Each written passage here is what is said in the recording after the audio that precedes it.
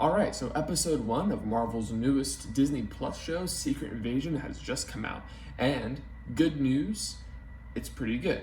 It's a good start. I'm gonna hold off overall judgment on this show as a whole because it's kind of hard to judge these Disney Plus shows, their quality until you watch the whole thing.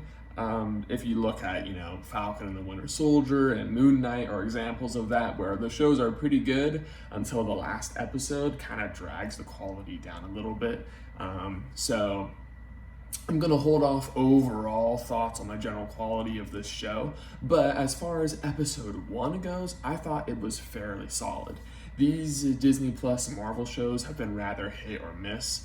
I feel like for every one that I've liked, there's one that I haven't liked that much. I liked WandaVision, but I really, wasn't a huge fan of how Moon Knight ended, even though I did like a lot of stuff in Moon Knight. Really did not like She-Hulk at all. And funnily enough, this is the next show after She-Hulk, which came out almost a year ago, a year and like 2 months. So this is a really good step up from She-Hulk. It's a lot more serious, which is something that I know a lot of MCU fans have been asking for. Let's get back to that, tone that's not, depressing, but takes itself a bit more seriously than what we've gotten with She-Hulk and Love and Thunder and whatnot. So we got that with Guardians of the Galaxy Volume 3, and we're getting back to more of that tone that we see in stuff like The Winter Soldier, and Civil War, and even, Endgame and Infinity War. We're getting a bit more of the serious tone, which is good. It is rather slow, so if you are more used to the popping, action-moving type shows of Ms. Marvel or Hawkeye and stuff like that, it might take a while for you to get into this show.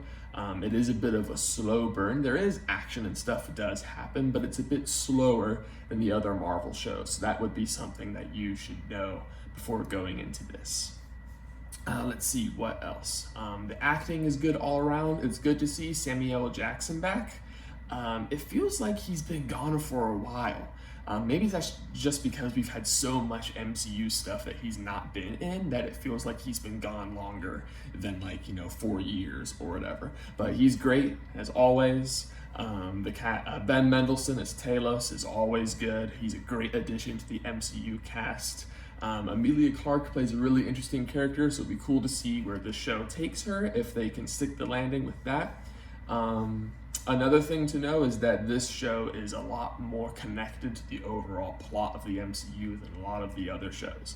It's a lot like WandaVision and Loki in that way. You kind of can't go into this blind. You have to have at least a base knowledge of how the MCU works to watch this show. It's not like the other shows where you can kind of watch Moon Knight and Ms. Marvel and She-Hulk and not really have seen anything else and kind of get the idea. This show is made for people who know the MCU, who know the history, who have seen these movies and shows over and over again and want to see the mythology continue. That's overall a pretty positive review for this episode from me. It's a slow burn. It builds up some good mysteries, some good action, good characters to see again. And let's see where this show goes from here.